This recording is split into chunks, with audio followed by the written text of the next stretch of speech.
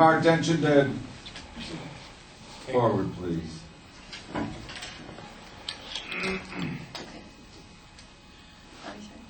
Okay. Sarah was just 2 years old when her parents brought her to the United States illegally.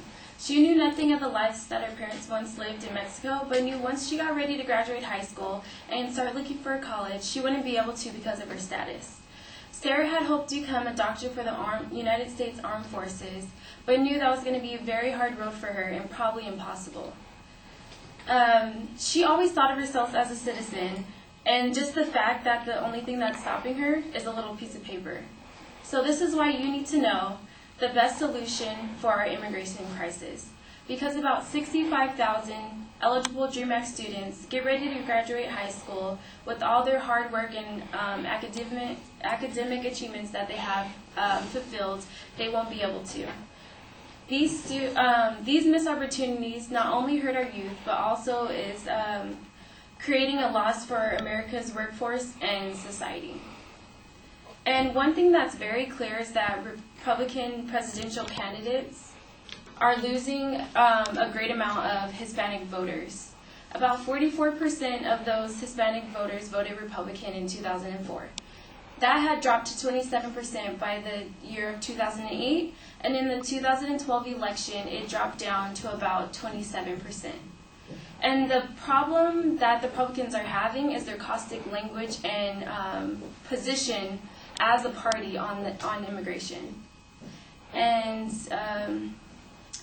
now I'm sure some Republicans are wondering, what can they do in order to bring the voters back in with Hispanics? So even with those people who are here legally, they are probably thinking now, what can they do to make it better?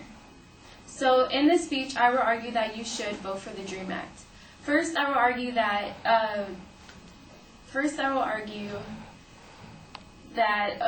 deporting illegal immigrants is hurting our economy. Second, I will argue that the DREAM Act will help save our economy. And third, I will argue that taxpayers should have the moral obligation to pay more taxes in order to give illegal immigrants the education that they need. So now to the DREAM Act, since the DREAM Act hasn't passed, it has cost us millions of dollars to deport illegal immigrants. According to the United States Customs Enforcement, they have removed about 39,000 illegal immigrants from the United States, which is the highest number in history. According to the ICE and Budgets Protection Center,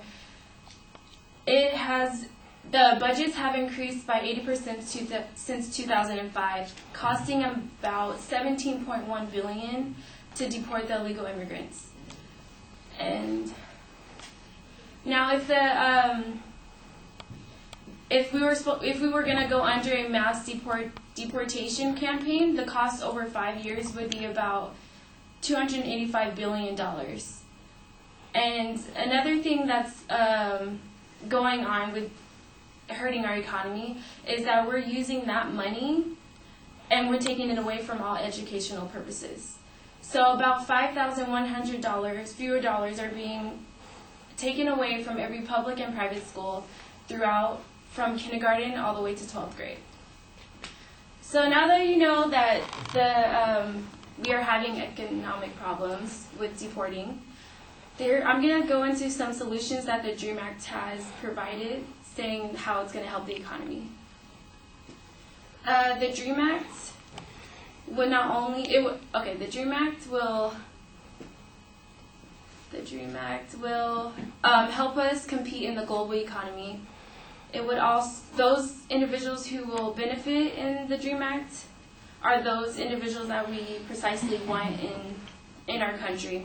They consist of star athletes, aspiring artists, engineers, doctors, and entrepreneurs.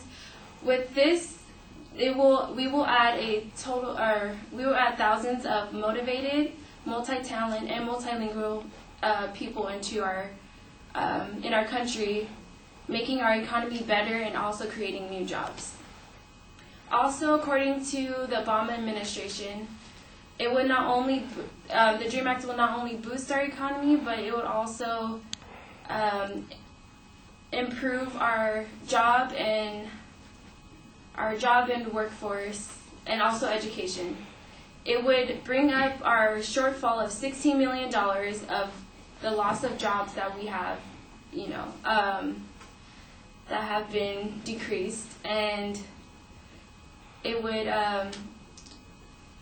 Critics argue that if critics argue that if we do let the immigrants come in, then they will create jobs, but then they will take away from any Americans getting those jobs. But that's not it. The report shows that it will raise it and double and triple it, and raise our economy for the better. But there's still critics who believe that the DREAM Act is no good. One of them is my opponent, Patrick McDonald. He thinks that the citizens would have to pay for illegal immigrants to go to school,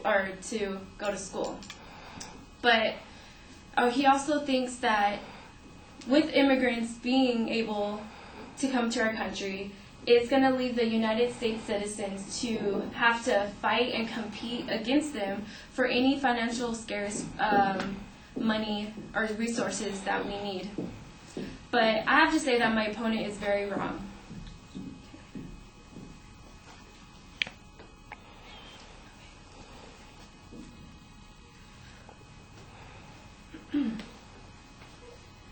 Okay.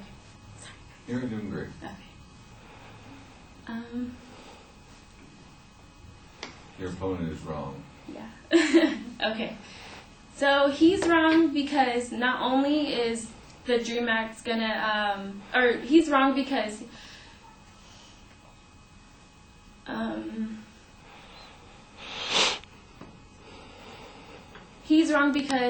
what the DREAM Act proposes is that only 1% of the illegal immigrants that are going to be brought into our country is only going to be about 1,500 students per year, leaving it only about $63,000 annually for taxpayers, which is pretty, it's not that much for considering we're only going to bring or allow so many illegal immigrants into our country a year for that purpose. Also, the DREAM Act is not a scholarship program, or it doesn't. It's not a scholarship program. It doesn't give the illegal immigrants money to go to school, but at most, it gives illegal immigrants the same benefits as our peers, leaving them to work, doing a work-study program in order for them to pay or receive the benefits, such as the federal Pell Grant or any financial programs that they may have for them.